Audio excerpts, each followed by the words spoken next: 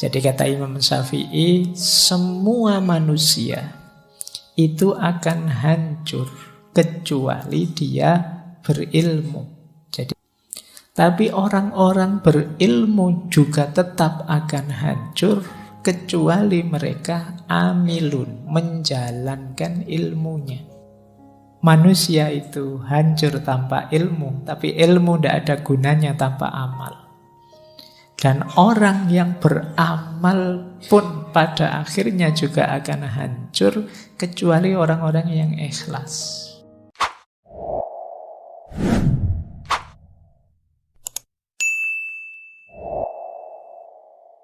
Assalamualaikum warahmatullahi wabarakatuh. Bismillahirrahmanirrahim.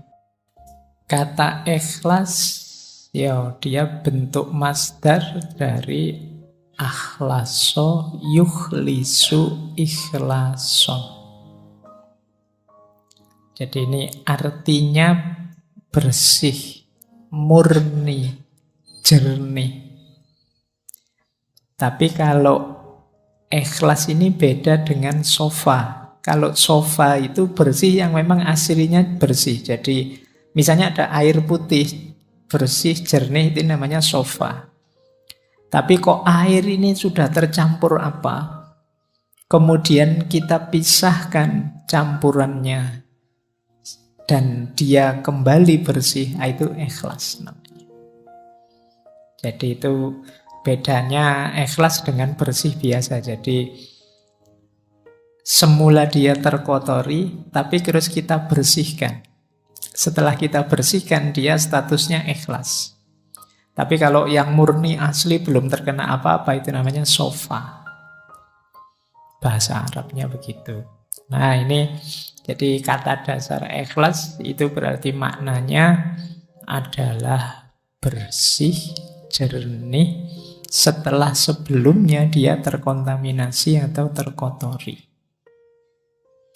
Baik, jadi ini harafiahnya itu. Oleh karena itu nanti definisinya para ulama ya seputar itu. Termasuk ketika ikhlas ini dikaitkan dengan bersihnya hati. Jadi berarti nanti kalau pakai definisi kata-kata tadi, ikhlas itu berarti bersihnya hati dari apapun selain Allah. Kok ada yang selain Allah masuk dalam batin kita? Nah, saatnya kita bersihkan. Setelah bersih, disitulah maka namanya ikhlas. Ini nanti bisa kalian pakai sebagai argumen kenapa sih surat Al-Ikhlas itu tidak ada satupun kata-kata ikhlasnya tapi disebut Al-Ikhlas. Karena dalam surat Al-Ikhlas itu sangat ditegaskan kebersihan jiwa kita dari apapun selain Allah. Jadi kul huwallahu ahad, Allahus somad. Allah lah satu-satunya tempat bergantung. Jadi makanya suratnya disebut surat Al-Ikhlas. Fokus hanya pada Allah saja yang ada. Meskipun kalau dalam bahasa Indonesia kan ikhlas itu kemudian agak geser maknanya. Ikhlas itu artinya merelakan, melepaskan, itu ikhlas. Jadi kalau misalnya barangmu hilang, sepedamu hilang, terus orang bilang ikhlaskan saja. Nah ini kalau dalam bahasa Indonesia ya tidak apa-apa, makna itu kan sesuai yang disepakati. Jadi kalau di Indonesia kata ikhlas agak berbeda konotasinya. Makanya kalau ada yang tanya, orang bilang mari kita ikhlas, ini ikhlas versi bahasa Indonesia atau versi bahasa Arab? Kalau versi bahasa Arab hubungannya dengan jernihnya jiwa. Tapi kalau versi bahasa Indonesia hubungannya dengan merelakan. Ya kalau kamu punya sesuatu diambil orang, relakan saja. Kalau kamu dapat apa kok terus hilang, relakan saja. Itu ikhlas versi Indonesia. Ya tidak salah, memang nanti bisa dihubungkan dengan itu meskipun intinya tidak itu. Baik, Nah, di situ saya bawakan kemudian definisi istilahnya yang disepakati. Yang pertama dari Imam Ghazali, yang kedua dari Imam Qushairi yang menulis Risalah Qushairiyah. Dan definisi ini mungkin yang sering teman-teman dengar. Jadi kata Imam Ghazali, ikhlas itu adalah apa yang ada dalam tujuan amal murni untuk mendekatkan diri pada Allah saja. Jadi ikhlas itu tujuan. Kita melakukan sesuatu yang tujuannya Allah saja, tidak ada yang lain. Tidak ada keuntungan apapun yang kita inginkan selain ridhonya Allah saja, itulah ikhlas. Nah, Imam Qushairi juga mendefinisikan dengan kalimat yang mirip saja. Ikhlas itu penunggalan al-haq dalam mengarahkan semua orientasi ketaatan untuk mendekatkan diri hanya kepada Allah semata. Maksudnya sama, tujuannya Allah saja. Ada banyak definisi para ulama, tidak saya bawa semua. Intinya maksudnya sama. Jadi kita beramal, berorientasi dalam beragama itu hanya Allah saja. Jadi memang tujuan kita Allah saja. Kok ada tujuan? Lah berarti tidak mikir dunia sama sekali. Dunia difikirkan, diolah, dikelola, kita hidup di dalamnya dalam rangka menuju Allah. Semuanya kita jadikan kendaraan menuju Allah.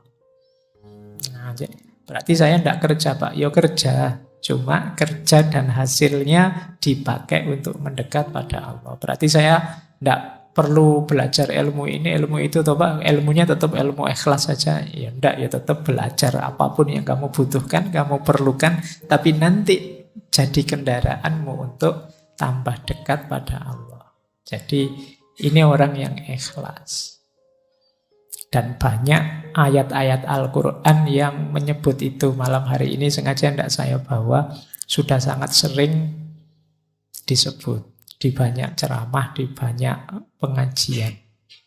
Ya mungkin teman-teman hafal lah, misalnya surat Al-Bayyinat itu ya, ayat 5. Wa ma umiru illa liya'budullaha muhlisina lahuddin. Jadi intinya ikhlas ini jadi sesuatu yang kunci dalam beragama. Baik, sekarang kita lihat keutamaannya ikhlas.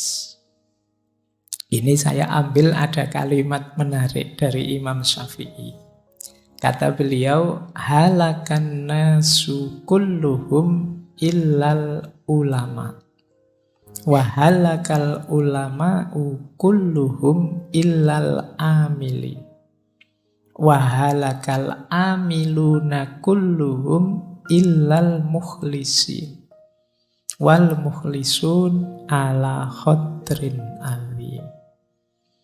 Jadi kata Imam Syafi'i, semua manusia itu akan hancur kecuali dia berilmu.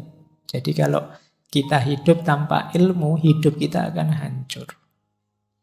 Tapi orang-orang berilmu juga tetap akan hancur kecuali mereka amilun, menjalankan ilmunya. Kan banyak orang pinter yang ilmunya tidak jalan. Kalian mungkin kalau dibandingkan antara referensi kebaikan di kepalamu dengan kebaikan yang benar-benar kamu jalankan, itu mungkin bisa 80-20, bisa 90-10%, jangan-jangan 99-1%. Jadi sangat sedikit yang kita wujudkan dalam amal. Maka manusia itu hancur tanpa ilmu, tapi ilmu tidak ada gunanya tanpa amal. Wahalakal amiluna kulluhum illal mukhlisin. Dan orang yang beramal pun pada akhirnya juga akan hancur kecuali orang-orang yang ikhlas. Berarti orang yang orientasi amalnya itu Allah saja. Kalau kita mengamalkan ilmu dengan target macam-macam yang selain ilmu, Pak, saya ingin kaya, saya ingin sukses, saya ingin jadi pejabat, saya ingin apa saja. Di luar Allah, pada akhirnya juga mungkin kita kecewa, mungkin kita gagal, mungkin kita kehabisan banyak daya, energi, mungkin umur kita habis sia-sia dan lain sebagainya. Itu halakal amilun. Beda kalau kita targetnya Allah saja. Maka halakal amilun kulluhum illal mukhlisin. Kecuali orang-orang yang ikhlas. Wal mukhlisun, berarti kalau sudah ikhlas aman toh Pak? Aman. Tapi wal mukhlisun ala khotrin azim.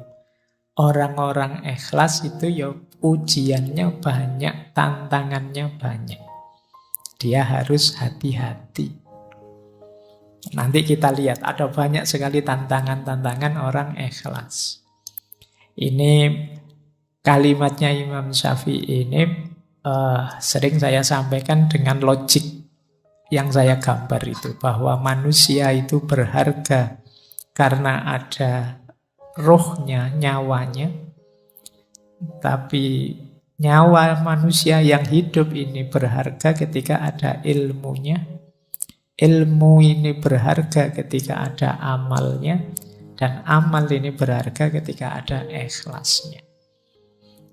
Jadi ini hakikat diri kita kalau semakin ke dalam. Jasad kita itu bernilai ketika ada ruhnya, ada nyawanya. Karena kalau tidak ada nyawanya, ini jasad ini kan cuma barang saja, benda saja. Nyawanya hilang, ya kita jadi jenazah. Sekian jam baunya sudah tidak enak. Tidak ada gunanya, tidak ada nilainya. Maka dia berharga ketika ada nyawanya. Nah, cuma manusia hidup bernyawa ini bernilai, berharga ketika ada ilmunya.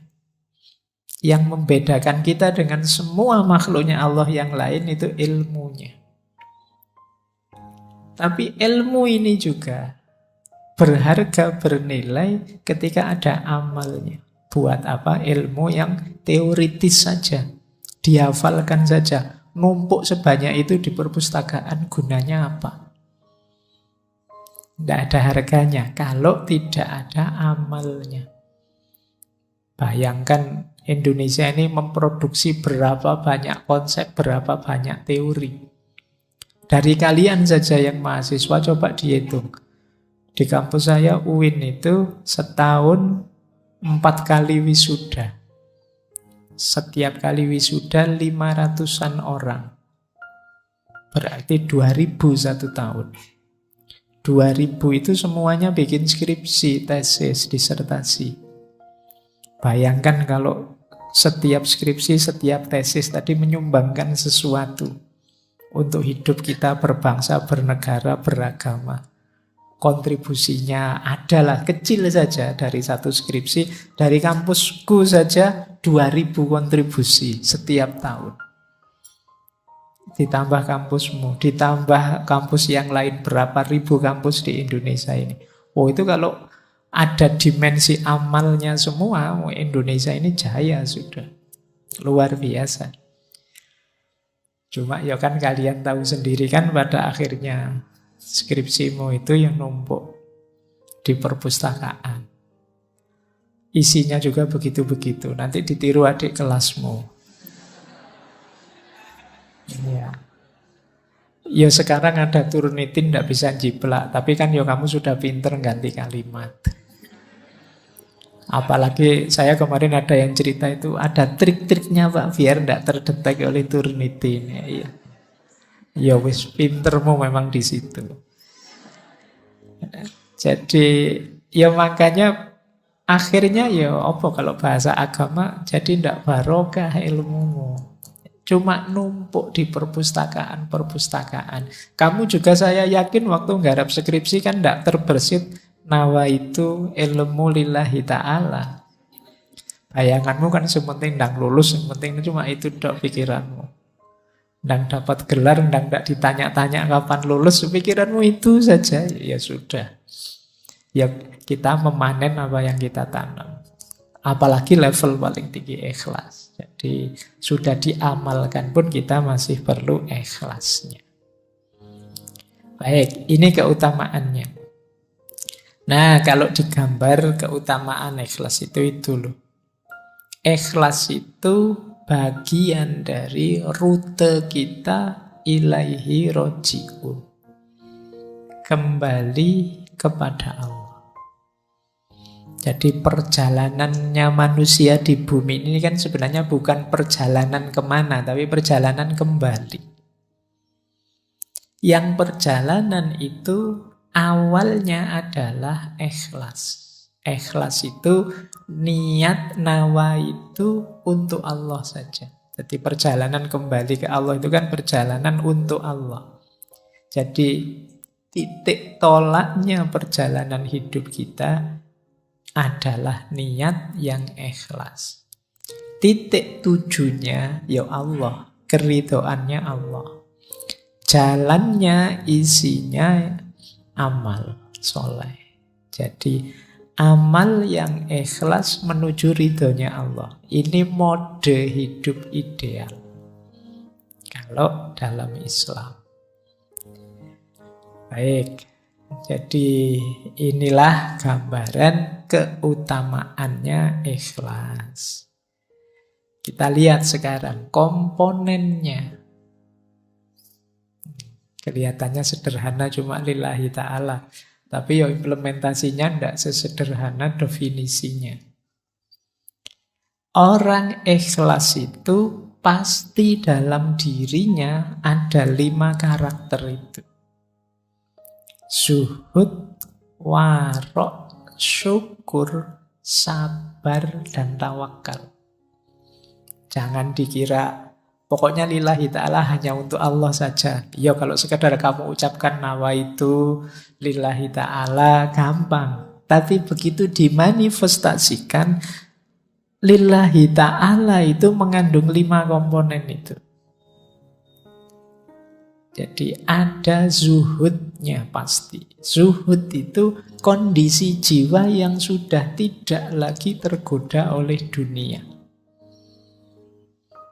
Kalau kita masih tergoda oleh dunia, tidak mungkin kita bisa lillahi ta'ala.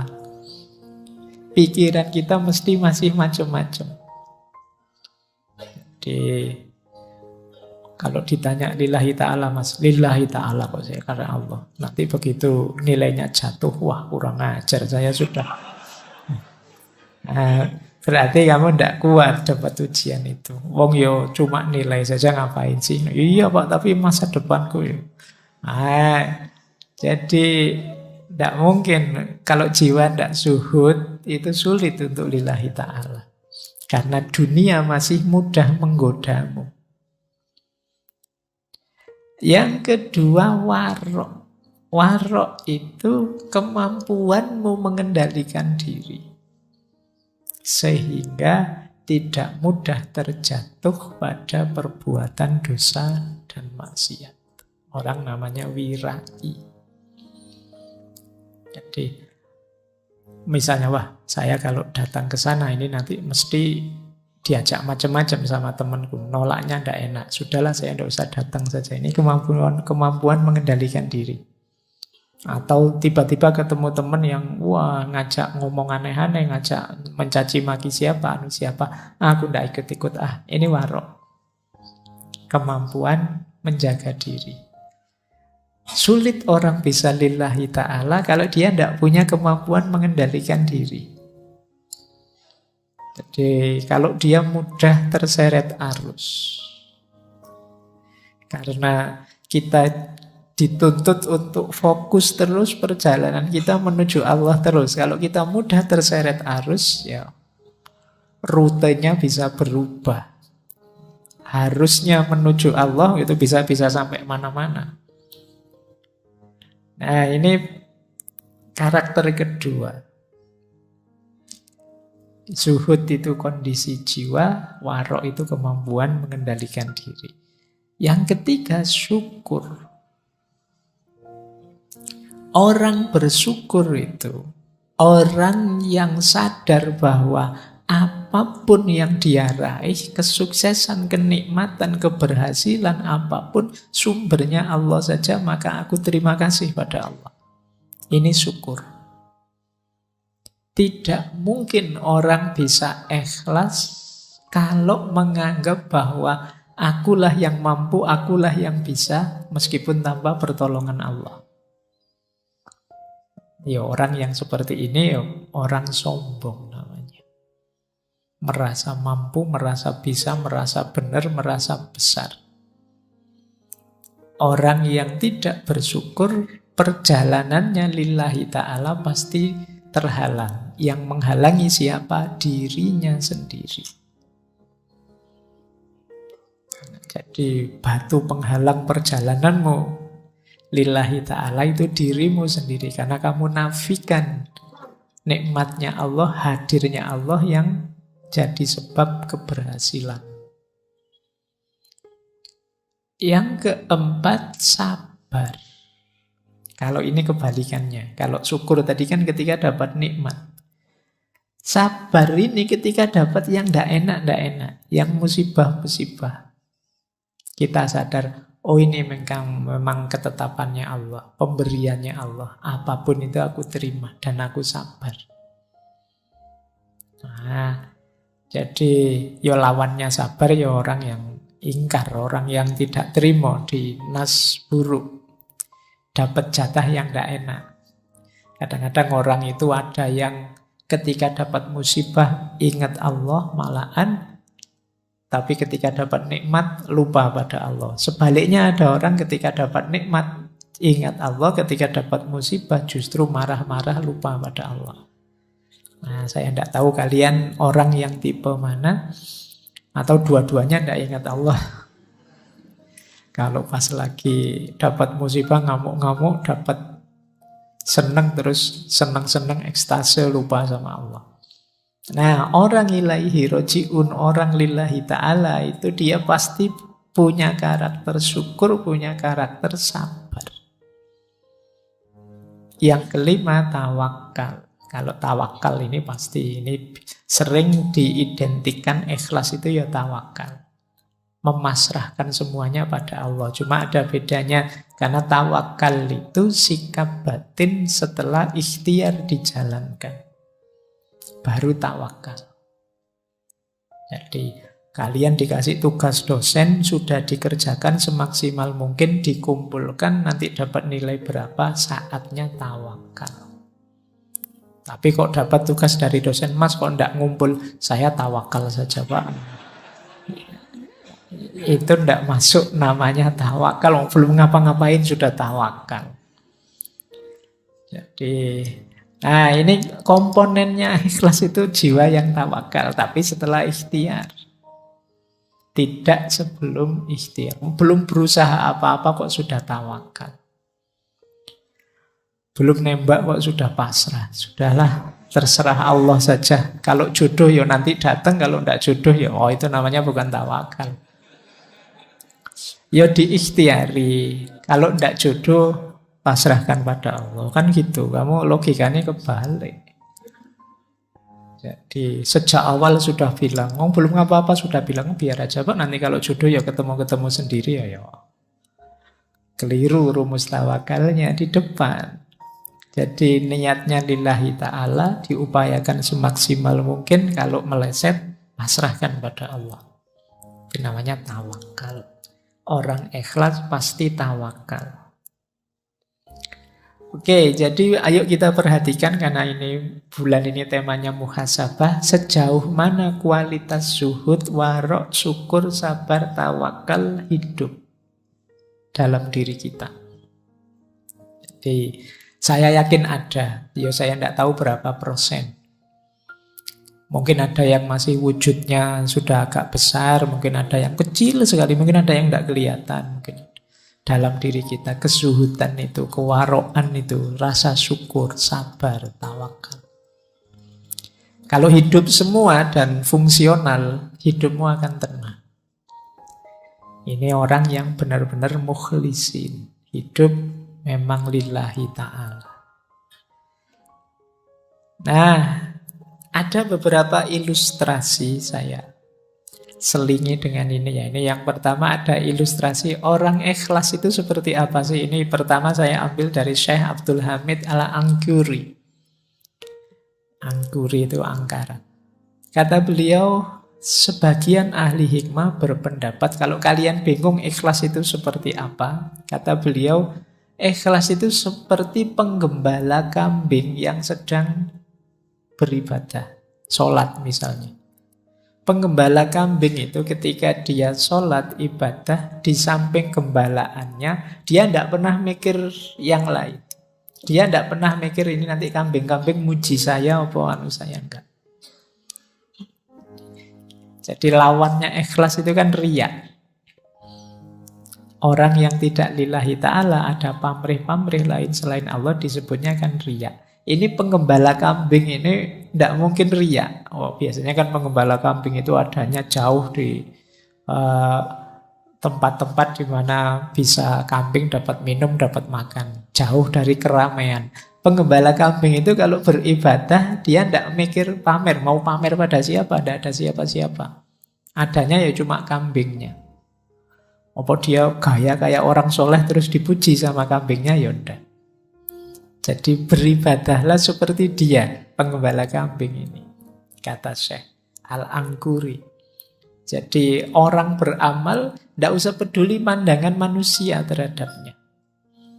Sebagaimana dia tidak peduli orang penggembala tadi terhadap pandangan kambingnya.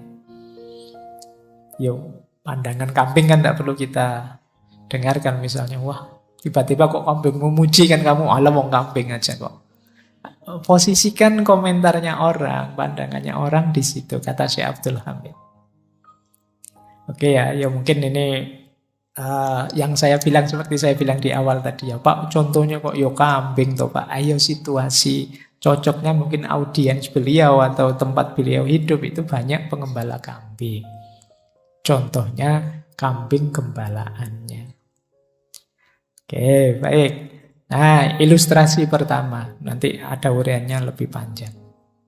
Yang kedua, ilustrasi kedua. Contoh ikhlas itu seperti apa? Kembali saya ngambil contoh Imam Syafi'i. Ini bisa dicek di Khilyatul Aulia yang minggu lalu juga kita singgung waktu membahas karomah. Imam Syafi'i ini satu ketika waktu beliau sakit, sahabat beliau Rabi' bin Sulaiman mengunjungi. Kemudian Imam Syafi'i tanya pada dia, gimana kabar sahabat-sahabat kita? Terus berpesan pada Rabi' bin Sulaiman, wahai anakku, sesungguhnya aku ingin bahwasanya manusia mempelajari kitab-kitabku tetapi tidak dinisbatkan kepadaku sedikit pun. Silahkan ambil manfaat dari kitab-kitabku, maksudnya begitu. Tapi tidak usah diingat-ingat bahwa itu aku yang nulis. Jadi beliau tidak ingin dapat pujian. Nanti sahabatnya yang lain juga, aku ingin bahwasannya, kata Imam Syafi'i ya, kata pada Harmalah, aku ingin bahwasannya setiap ilmu yang kuajarkan kepada manusia, aku diberi pahala oleh Allah tentu saja, dan mereka tidak perlu memujiku. Jadi aku tidak ingin pujian, aku tidak ingin juga dikenal sebagai orang pinter yang nulis kitab ini, yang tidak butuh itu beliau. Jadi memang inginnya ya kemaslahatan umat, menyedekahkan ilmunya, sisanya hanya untuk Allah saja. Bandingkan dengan kalian hari ini, baru ngerti sesuatu sak paragraf saja, itu pun postingannya orang, kamu cuma nge-share saja, kamu merasa kayak yang bikin autornya. Padahal kamu nyuplek pandangannya orang, bawahnya kamu tulis besar-besar namamu sendiri. Biar dikenal bahwa aku ini arif, bijak, bijaksana, dan seterusnya. Nah, itu menunjukkan kamu tidak ikhlas. Kamu ingin dikenang sebagai orang hebat, orang pinter, orang, bandingkan dengan Imam Syafi'i ini. Imam Syafi'i yang karyanya disebut-sebut sampai hari ini, manfaat ilmunya dipakai oleh banyak orang sampai hari ini, Beliau berpesan, alhamdulillah kalau nanti banyak yang mengambil manfaat dari karya-karyaku, tapi aku lebih bahagia kalau tidak perlu disebut-sebut namaku. Tidak perlu dinisbatkan kepadaku. Nah, ini namanya orang ikhlas. Jadi ilustrasi pertama tadi seperti pengembala kambing. Ilustrasi kedua seperti yang dicontohkan oleh Imam Syafi'i. Bagaimana mental ikhlas itu. Oke ya, sekarang masuk ke teorinya. Yang pertama, teori pertama tentang tingkatan ikhlas. Ini saya ambil dari syarahnya kitab Hikam. Ini saya ambil dari Minahul Qudsiyah. Ini syarah dari Syekh As-Sarqawi terhadap kitab Hikamnya Syekh Ibnu Athaillah. Orang ikhlas itu ada 3 level. Level awam yaitu ikhlasul ibad. Ikhlasnya ahli ibadah. Ada jenis khawas. Ini ikhlasul muhibbin. Dan ada istimewa khawasul khawas. Ikhlasul arifin. Jadi level ibad ini level ahli ibadah. Ini pun sudah luar biasa. Ikhlasul ibad itu ketika orang beribadah pada Allah tidak riya sama sekali, tujuannya memang Allah saja, ingin dapat pahala, ingin selamat dari siksa. Ini juga sudah ikhlas. Jadi kalau ada yang tanya, Pak, kalau saya ibadah lillahi ta'ala tapi ingin dapat surga, tidak ingin masuk neraka, apa masih disebut ikhlas? Masih. Ini level ikhlasul ibad. Jadi tidak apa-apa, kalian jangan pesimis. Kan kadang-kadang ada yang bilang, saya melampaui surga neraka langsung Allah saja. Padahal pikiranmu masih sholatnya bolong-bolong aja, gayanya ngomongnya ngono. Nah, level ikhlasul ibad itu tidak apa-apa kamu menuju ingin selamat di akhirat, ingin menghindari neraka, yang penting tidak riya. Jadi tujuannya memang Allah saja dan ingin diberi itu oleh Allah. Itu tetap masuk kategori ikhlas. Jadi yang pertama ini jenisnya. Ada lagi lebih tinggi, yaitu ikhlasul muhibbin. Ikhlasul muhibbin itu ikhlasnya para pecinta. Kalau ini ikhlas lillahi ta'ala, tidak tergoda lagi oleh surga, neraka, pahala, dan siksa. Tujuannya ingin dekat saja dengan Allah. Dulu kita belajar sufi perempuan Robiah Al-Adawiyah. Itu kan banyak gambarannya ikhlasul muhibbin. Ya Allah, kalau ibadahku ini karena ingin surga, jauhkan aku dari surga. Kalau aku ibadahku karena takut neraka, masukkan aku ke neraka. Karena dia tidak fokus ke situ, fokusnya ke Allah saja. Jadi ingin dekat dan selalu bersama, ingin mengagungkan Allah. Ini levelnya mahabbah. Ini sudah luar biasa, makanya disebut khawas. Itu pun ada yang lebih tinggi ternyata, ikhlasul arifin. Kalau ikhlasul arifin ini tidak lagi ada pemahaman aku dan engkau. Kalau masih aku mencintaimu, itu kan masih ada aku, masih ada engkau. Ikhlasul arifin itu aku sadar sepenuhnya bahwa ikhlasku seperti apapun diriku itu semuanya dari engkau. Kalau aku mencintaimu ya Allah, itu pun cinta yang kau anugerahkan dalam diriku. Jadi andilku itu tidak ada sama sekali. La haula wala quwata illa billahil aliyil azim. Dayaku, kekuatanku, apapun kebaikan yang aku lakukan, itu semuanya hakikatnya adalah Engkau, bukan aku. Orang yang level muhibbin tadi kadang-kadang kalau tidak hati-hati terjebak membanggakan dirinya. Bahwa aku bisa ikhlas, aku bisa tidak tertarik lagi surga neraka dan lain sebagainya. Tapi di level arifin itu sudah tidak mungkin lagi karena dia sepenuhnya sadar bahwa kebaikan dirinya, cintanya pada Allah, dayanya untuk menuju Allah, itu semuanya hakikatnya anugerahnya Allah saja. Tanpa Allah mengizinkan, ridho menganugerahi, tidak mungkin bisa begitu. Itu namanya ikhlasul arifi. Nah, ini jenjang-jenjangnya. Jadi silakan teman-teman nanti muhasabah ya, sudah punya jenis ikhlas yang mana dalam diri kita. Yang pertama pun tidak apa-apa, itu juga termasuk ikhlas. Jadi sudah lillahi ta'ala. Paling tidak yang pertama itu tidak ada target-target duniawi. Jadi tidak riya, tidak ada target-target yang selain Allah. Targetnya ukhrawi. Nah, ini pun sudah masuk kategori ikhlas.